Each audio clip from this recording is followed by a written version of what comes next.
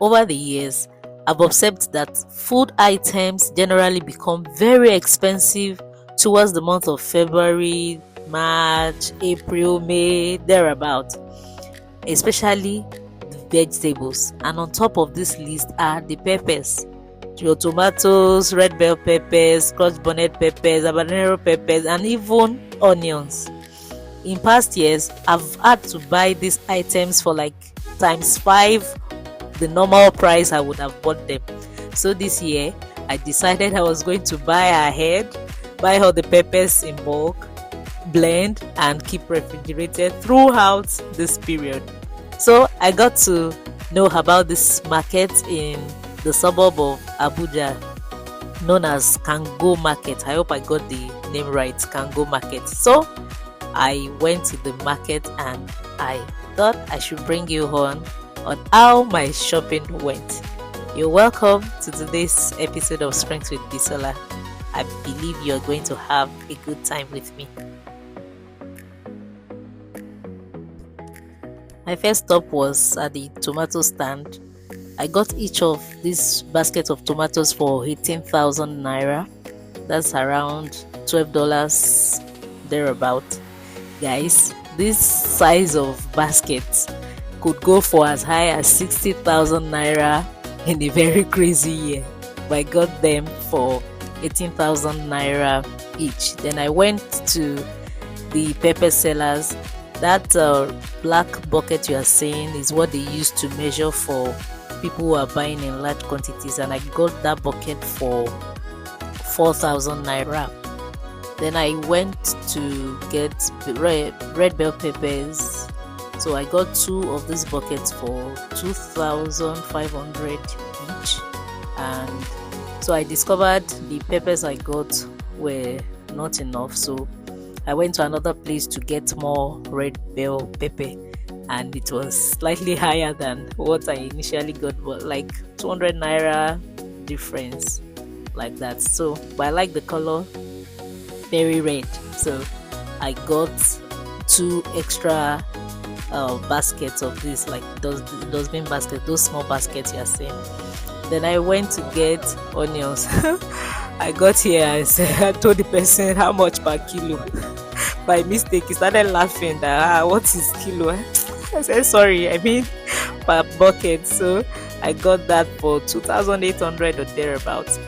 Then I got 2 bunches of big plantains for 8,500. Got some grains. Then I saw this vegetable that I love so much. My people call it shoko. So I got 2 big bunches and the guy decided to help me slice. Finally, at the grinder's place, look at me looking very tired. The sun was so hot. I had to get a bottle of water just to stay hydrated. I sat under a tree watching the people doing the cleaning. I was actually very impressed with the guys that cleaned the peppers. Like, they washed the peppers like they were washing clothes. I was very impressed. And then we finished blending the peppers. Then I got home and boiled them down. It was giving Ketra vibes here. And then I stored in my refrigerator the next day when it cooled down. So tell me in the comment section, was I cheated? Did I buy good? Did I try? Let me know in the comment section. Then, you remember our fish from a few weeks ago? Yes, so they are growing. We've actually lost some of them, but not so much, just a few. And it's normal when you're rearing fish or any animal at all. Sometimes you lose some. So we lost some of them due to various reasons though. Disparity in sizes, water quality, and I think maybe change of feed as well. So something about catfish is when you don't separate them on time, when you don't sort them into sizes, they tend to start eating themselves. So few of them were eaten up by their colleagues, or will I call them friends, by their friends. And then some died due to other reasons, but generally they are doing very well. Then I decided to plant some corn. Farmer. So since we normally release water to this part of the garden, I decided to plant some corn.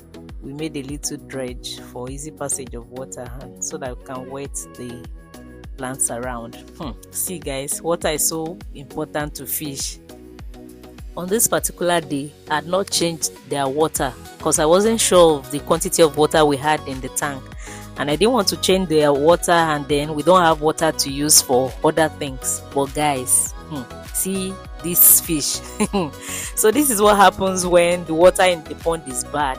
Your fish will come up gasping for breath. See their fins stretching. This is not a situation you want your fish to be in. Years ago, we lost more than 500 in 24 hours because of this type of thing. So the moment I woke up and saw this, I said, no, affliction will not rise up again a second time. I quickly opened the outlet and started changing the water. So that's the water going through the area that we dredged, then wetting the plant and the banana. Then after, see, when you are changing the water, you see they will move to a corner so that they won't come out of the outlet. Once that was done, I started filling with fresh water. See, one very interesting thing is the way this fish bounce back the moment fresh water touches the tank. Then it was time to feed. This is how their food looks like. So this size is 3 mm. We started with 2 mm. This is 3 mm fish feed. So I took some, and then see how they will rush the food. So if you wake up and you feed your fish and they are not rushing for food like this, something is wrong. So that they are sick, the water is infected, the water is dirty, or they are full from previous feeding. See how lively and alive they are. So this is their size at the moment. So they are around 10 weeks thereabouts. They are growing well. Then we've separated them into 2 tanks. The bigger ones are there. See the smaller ones. So this is the feed floating. It's floating feed they are eating. These ones are still trying to get used to the new tank. That's why they are not rushing food like the other one. Then see my plants. They are growing. My corn is growing very well. Forgive my dog. She likes attention. So my corn is growing well. Then the other plants around this garden area are also growing very well. See the banana tree growing very well. Water is important. And that's it for today. Thanks for joining me. Hope I didn't bore you with my stories. See you on the next one. Bye.